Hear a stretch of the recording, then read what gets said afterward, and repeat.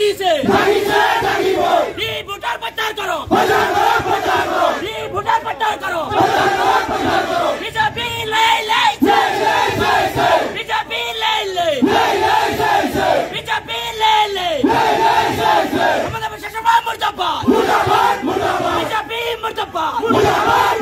BJP মুর্দাবাদ BJP ত্যাগ করো বাঙালি BJP ত্যাগ করো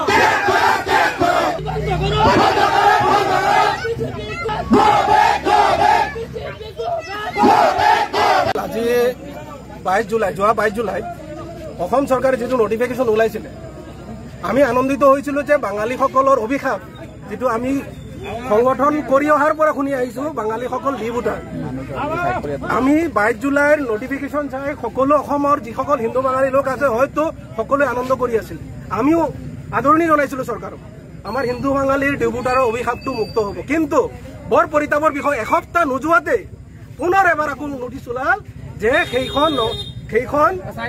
সংশোধন কৰা হ'ল আকৌ এই ভোটাৰৰ টেগটো আমাৰ হিন্দু বাঙালীৰ চিৰজীৱনৰ কাৰণে কাট লাগি থাকিল তো অসম চৰকাৰক সদৌ অসম বাঙালী যুৱ ছাত্ৰ ফেডাৰেশ্যন ধেমাজি জিলা সমিতিৰ ফালৰ পৰা আমি স্পষ্ট ভাষাৰে কৈ দিছো 2026 চনৰ আগত যদি আপোনালোকে স্পষ্টীকৰণ নিদিয়ে বা স্পষ্টীকৰণ কৰি আমাৰ হিন্দু বাঙালীৰ স্থায়ী সমাধান নকৰে তাৰ বিকল্প চিন্তা কিন্তু আমি কৰিবলৈ বাধ্য হ'ম জয় হিন্দ জয় আই অসম আজি গোটেই অসমৰ মানুহ আমি সবেই গম পাইছো যে বিজেপি যিখিনি আমাৰ হিন্দু বাঙালীৰ লগত প্ৰতাৰণা কৰিছে তাৰ বাবে আমি সকলোৱে সৰ্বপ্ৰথমে সদৌ অসম বাঙালী যুৱ ছাত্ৰ ফেডাৰেশ্যনৰ পৰা আমি অসম চৰকাৰক বা বিজেপি চৰকাৰক আমি ধিক্কাৰ জনাইছো আৰু বিশেষকৈ আমি এতিয়া আজি যেটো আমাৰ কাৰ্যসূচী প্ৰতিবাদী কাৰ্যসূচী বা জোৰ সমাধান লৈ আমি ওলাইছো তাৰ এটাই কাৰণ আমি আগন্তুক 26 যদি 26ৰ আগত আমাৰ যেটো সমস্যা ভোটাৰ সমস্যা স্থায়ী সমাধান বিজেপি চৰকাৰে দিব নোৱাৰে অসম চৰকাৰে আমি তাৰ এগেইনষ্টত বিকল্প সিদ্ধান্ত আমি ল'ম আমি প্ৰয়োজন হলে আমাৰ বাঙালী সমাজে ভোট বৰ্জন কৰিব প্ৰয়োজন হলে আমি নটা ভোট দিম কিন্তু বিজেপিত আমি ভোট নিদিম আমি এটা সিদ্ধান্ত থাকিব স্পষ্ট আমি পাছৰ সিদ্ধান্ত মানে আজি আমি জনাই দিছো যদি আমাৰ 26ৰ আগত আমাৰ সমস্যাখিনি সমাধান কৰিব নোৱাৰে বিজেপি চৰকাৰে তেনেহলে আমি তাৰ বিকল্প সিদ্ধান্ত ল'ম বিকল্প সিদ্ধান্ত এইটোৱে হ'ব হয়তো আমি ভোট বৰ্জন কৰিম নহলে আমি নটা ভোট দিম বিজেপি চৰকাৰ আমি ভোট নিদিওঁ আৰু আমি তেখেতক স্পষ্ট কৰি দিছো আমাৰ অসম চৰকাৰৰ মুখ্যমন্ত্ৰী মহোদয়ক তেখেতে হিন্দু বুলি আৰু তেখেতে আজি বৰাকত 2-1 দিনৰ পৰা আমি চাই আছো বৰাকত গৈ কৈ আছে যে হিন্দু বাঙালীখিনি সমস্যা নাই তেখেতে সম্পূৰ্ণ সমস্যা সমাধান কৰি দিছে আমি তেখেতৰ এই ভুৱা প্ৰচাৰটো আমি একদম ধিক্কাৰ দিছো তেখেতে আমি স্পষ্ট কৰি দিম তেখেতে যিখিনি তথ্য অনুযায়ী কথা কৈ আছে সম্পূৰ্ণ ভুল তথ্য আজিৰ ডেটত হিন্দু বাঙালী ভোটাৰ আৰু বাঢ়িছে ভোটাৰ সমস্যালৈ আমি ঘৰ মাটি বিক্ৰী কৰি হলে গৈ আমি ট্ৰিবিউনেল কোৰ্টত গৈ আমি সমাধান কৰিব লগা হৈছে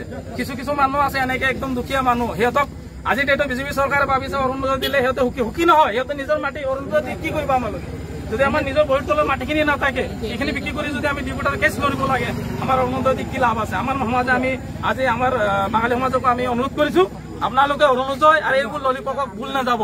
আজিৰ দিনত আপোনালোকে চিন্তা কৰক সাধাৰণ ললিপক অৰুণোদয় আৰু কিবা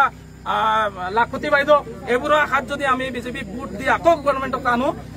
একে পৰিণাম হ'ব আমাৰ ভৱিষ্যতত মাটি বাৰীও কিজানি ইয়াত নাথাকে আজি ডেটত আমি 3টা বসুন্ধৰা 1 to 3 লৈকে চলি আছে কিন্তু আমি কেইজন মানুহে আমি পাত্তা পাইছো আমাৰ হিন্দু বাঙালী কেলে পাত্তা নাই বিশেষকৈ আমাৰ ওচৰত মানুহখিনি পাত্তা পাইছে বিভিন্ন সম্প্ৰদায়ৰ মানুহে কিন্তু আমি পাত্তা পোৱা নাই আমাৰ সময়ত বিশেষকৈ চোৱা হৈছে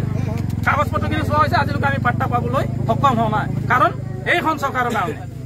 তো গতিকে আমি এখন চৰকাৰক আমি আকৌ হুকিয়াই দিছো আপোনালোকে যদি পাৰে ভোটাৰ এইখিনি সম্পূৰ্ণ সমস্যা দুৰ্গা পূজাৰ আগত আমাৰ সমাধান দিয়ক আমি তেতিয়া বিকল্প চিন্তা আমি ৰাইজে মিলি কৰিম যে